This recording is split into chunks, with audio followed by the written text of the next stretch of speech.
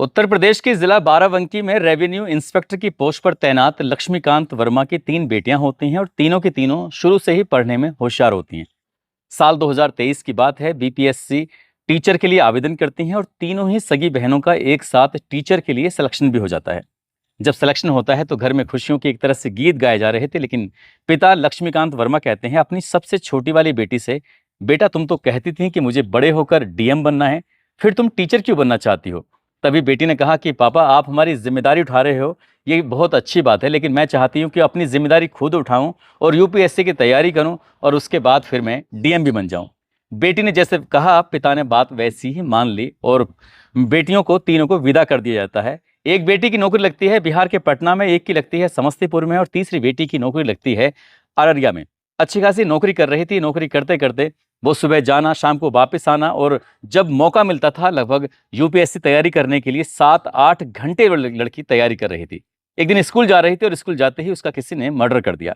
जब कत्ल होता है तो उस कत्ल की गूंज ना पूरे बिहार प्रदेश में बल्कि उत्तर प्रदेश में भी फैल जाती है। लोग ये सोचने पर मजबूर हो जाते हैं कि एक बेटी जो डीएम बनना चाहती थी, आखिरकार उसका दुश्मन कौन क्यों बन गया, जबकि वो किसी से मतलब नहीं रखती थी, जबकि उसका कोई दोस्त नहीं था, जबकि उसकी किसी से कोई दुश्मनी नहीं थी। आज की इस कहानी से यही पता करने की कोशिश करते हैं कि आखिरकार उसका कत्ल क्यों होता है और कत्ल के पीछे की जो वजह थी वो वाकई अपने आप में बड़ा आश्चर्यचकित करने वाली थी, लोगों को हैरान करने वाली थी। आदाब, नमस्कार, सत श्री अकाल। मैं उस्मान सैफी। आज की जो सच्ची घटना मैं आपको सुनाने जा रहा हूं, ये सच्ची घटना है बिहार प्रदेश के जिला अररिया की। 3 दिसंबर 2025 की सुबह लगभग 9:20 के आसपास का वक्त हो रहा था। अररिया जनपद का एक थाना लगता है नरपतगंज और नरपतगंज की एक जगह लगती है कन्हेली। कन्हेली के पास शिव मंदिर है और शिव मंदिर के पास ही बाइक पर दो लड़के बैठे हुए थे काफी देर से, और इसी बीच में एक टीचर वहां पर आती हैं और टीचर जैसे ही आ रही थी तो उस बाइक पर बैठे हुए एक लड़का रुकता है। रोकने के बाद मैडम को इशारा करता है। इशारा करने के बाद मैडम से कहता है कि मैडम आपसे कुछ बात करनी है।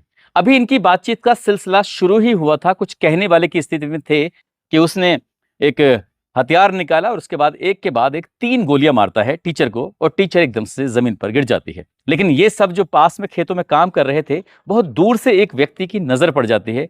कुछ उसने ऐसे ही सीन देखा था और वो दौड़ता हुआ मौके पर पहुंचता है। जाकर देखता क्या है कि जो टीचर है वो खून से लथपथ पड़ी हुई थी और जो बाइक पर सवार थे वो वहां से मौका पाते ही भाग जाते हैं। अब उस व्यक्ति ने, जिसका नाम सुधीर यादव होता है, जो चश्मदीद होता है, वो जोर जोर से चीखता है, चिल्लाता है और आसपास जो खेतों की तरफ काम कर रहे थे उन लोगों को भी अपनी तरफ आवाज लगा रहा था कि देखो किसी ने मैडम शिवानी वर्मा को गोली मार दी है। इतना कहना था। ये आवाज अब कन्हेली तक पहुंच जाती है, खेतों तक पहुंच जाती है। जहां जहां तक ये चीख पुकार थी वहां तक आवाज पहुंच रही थी और लोग वहां दौड़ कर आ रहे थे। यहां से लगभग 1 किलोमीटर दूर उस मैडम का स्कूल होता है। खबर ये स्कूल तक पहुंच जाती है, पूरा स्टाफ आ जाता है, बात पुलिस तक पहुंच जाती है। पुलिस के आला अधिकारी भी मौके पर आ जाते हैं कि आखिरकार उस टीचर को किसने गोली मारी। यहां से जब सबसे पहले उस किसान को पता चलता है तो किसान आसपास के लोगों की मदद से सदर हॉस्पिटल में उस मैडम को भर्ती कराने की कोशिश कर रहे थे, लेकिन डॉक्टर कहते हैं कि ये बच नहीं पाई, यानी कि ये मर चुकी हैं। आखिरकार अब जो मैडम है शिवानी वर्मा के बारे में जानकारी जुटाने की कोशिश की जाने लगती है। मीडिया वाले भी पहुंच जाते हैं और ये पता करने की कोशिश कर रहे थे कि आखिरकार शिवानी वर्मा की हत्या किसने की है, क्यों की है। शिवानी वर्मा की उम्र होती है लगभग 24 साल के आसपास। उनके पिता का नाम लक्ष्मीकांत वर्मा होता है, जो कि रेवेन्यू इंस्पेक्टर होते हैं उत्तर प्रदेश के जिला बाराबंकी में।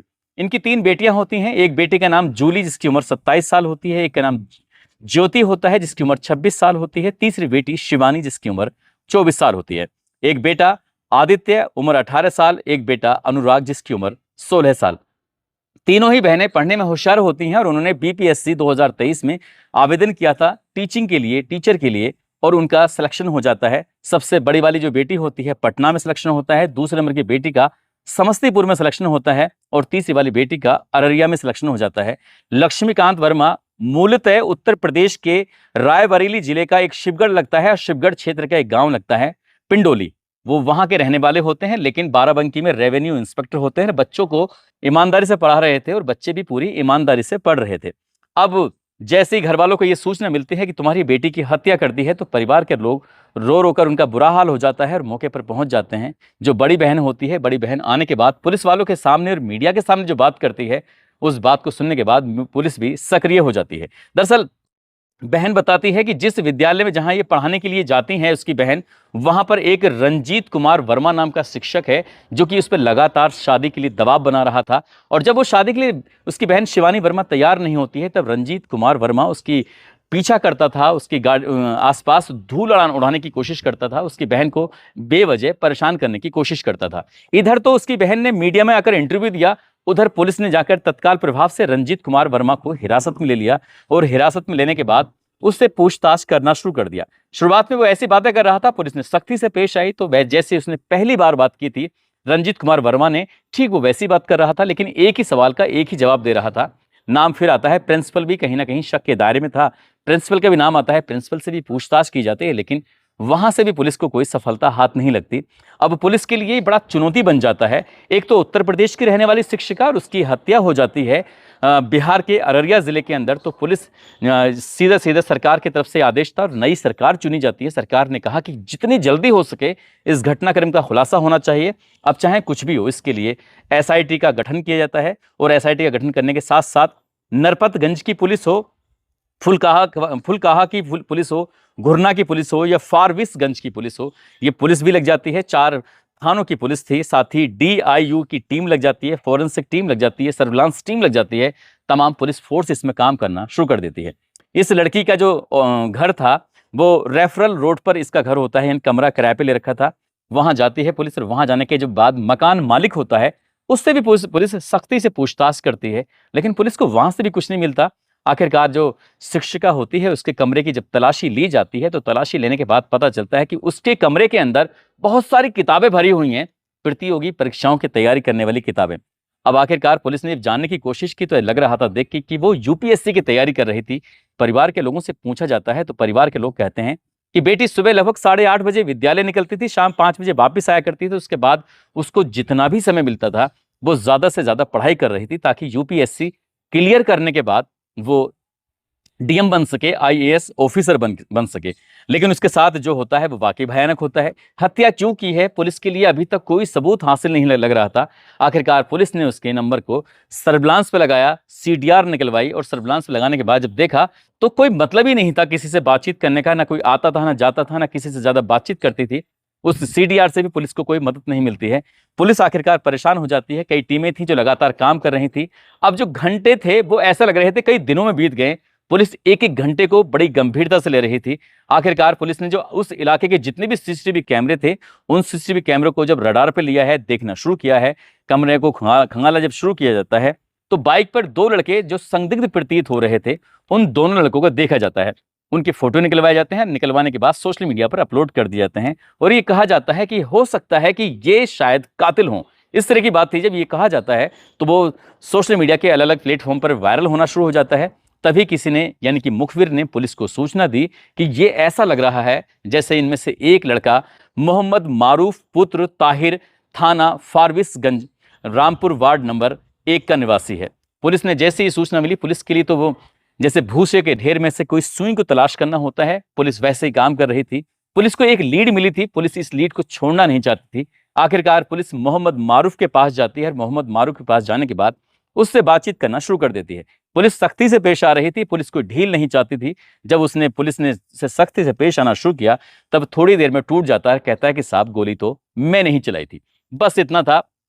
पुलिस ने उससे पूछा कि आखिरकार तुमने गोली क्यों चलाई, तुम्हारे साथ कौन था? तो उसने कहा कि साहब मेरे साथ एक लड़का है जिसका नाम सोहेल है, उसके बाप का नाम फिरोज है जो कि रेफरल फारबिसगंज का निवासी है। पुलिस ने सोहेल को भी गिरफ्तार किया और मारूफ को भी गिरफ्तार किया। पूछा कि तुमने गोली क्यों चलाई? वो कहते हैं कि साहब इस काम के लिए हमें 3 लाख रुपए मिले थे। 3 लाख रुपए किसने दिए? तब एक छोटू का नाम आता है और साथ ही एक नाम आता है राजू का। पुलिस फिर छोटू के पास जाती है, उसके बाद राजू के पास जाती है। छोटू राजू को भी हिरासत में ले लिया जाता है। फिर इनसे पूछा जाता है कि तुम्हारे पास 3 लाख रुपए कहां से आए और तुमने गोली क्यों चलवाई? जब पुलिस ने उन दोनों से सख्ती से पूछा, उन्होंने कहा कि साहब हमें गोली चलाने के जो आदेश दिया था वो एक महिला है जिनका नाम है हुस्न आरा, जो कि फारबिसगंज की निवासी हैं। हुस्न आरा के नाम सुनने के बाद पुलिस ये समझ नहीं पा रही थी कि आखिरकार इस हुस्न आरा महिला का इस महिला शिक्षक से क्या लेना देना है, क्या बात है। तब पुलिस ने हुस्न आरा को भी हिरासत में ले लिया, उसे भी गिरफ्तार कर लिया। और जैसे ही हुस्न आरा को गिरफ्तार किया जाता है तो उससे पूछताछ की जाती है। तब वो कहती है कि उसका पति व्यापारी है, इलेक्ट्रॉनिक्स का काम करता है, प्रॉपर्टी डीलिंग का काम करता है, नाम उसका शाकिर है। शाकिर का एक महिला शिक्षिका के साथ अवैध संबंध चल रहे थे। अब जैसे ही महिला शिक्षिका का नाम बताती है तो पुलिस वाले एकदम सख्ते में आ जाती है। दरअसल जिसको मारा गया था वो महिला शिक्षिका थी ही नहीं, ये तो कोई और थी। पुलिस वाले अब ये सोचने में मजबूर हो जाते हैं, परेशान हो जाते हैं कि आखिरकार फिर शिवानी वर्मा की हत्या क्यों की? जब तुम्हारे पति का किसी दूसरी महिला शिक्षक के साथ अवैध संबंध है तो फिर ये शिक्षिका बीच में क्यों और कैसे आ गई? बस इतना था। अब शूटरों से फिर दोबारा से पूछताछ करनी शुरू कर दी जाती है। शूटरों को बताया जाता है कि एक कन्हेली शिव मंदिर एक रास्ता है, उस रास्ते से महिला शिक्षिका गुजरती है। उसकी जो स्कूटी का रंग है वो कुछ ऐसा है, उसके हेलमेट का रंग कुछ ऐसा है, कपड़े वो ऐसे पहनती है, चेहरे को इस तरह से ढक लेती है। सुबह इस टाइम वो आती है और इस टाइम से वो शाम को वापस जाती है। वो लड़के पहले से शिव मंदिर के पास जाकर खड़े हो जाते हैं, जो शूटर होते हैं, और खड़े होकर इंतजार कर रहे थे। लेकिन उस दिन जिस शिक्षिका की हत्या करनी थी वो शिक्षिका उस दिन नहीं आई। इस रास्ते पर एक नहीं बल्कि दो शिक्षिकाएं आती और जाती थीं। दोनों, एक शिक्षिका होती है जो कि प्राथमिक विद्यालय भवानीपुर में जॉब होती है और इनकी कन्हेली में जॉब होती है। दोनों के अलग अलग विद्यालय होते हैं लेकिन रास्ते एक थे। और इत्तेफाक की बात यह थी कि दोनों के हेलमेट भी एक जैसे थे। और इससे भी बड़ी इत्तेफाक की बात यह थी कि दोनों की स्कूटी का कलर भी एक जैसा था। और इससे भी बड़ी इत्तेफाक की बात यह थी कि दोनों अपने चेहरे को बिल्कुल ठीक वैसे ही कवर करते थे जैसे कि दोनों एक दूसरे के कवर करते हैं। अब इस बात पर ये हैरान थे, इन शूटरों को लग रहा था कि जिसको मारने के लिए कहा गया वो सामने से आ चुकी है। लेकिन इत्तेफाक नहीं बल्कि ये कह सकते हैं कि उसके नसीब में मरना नहीं था उस शिक्षिका के।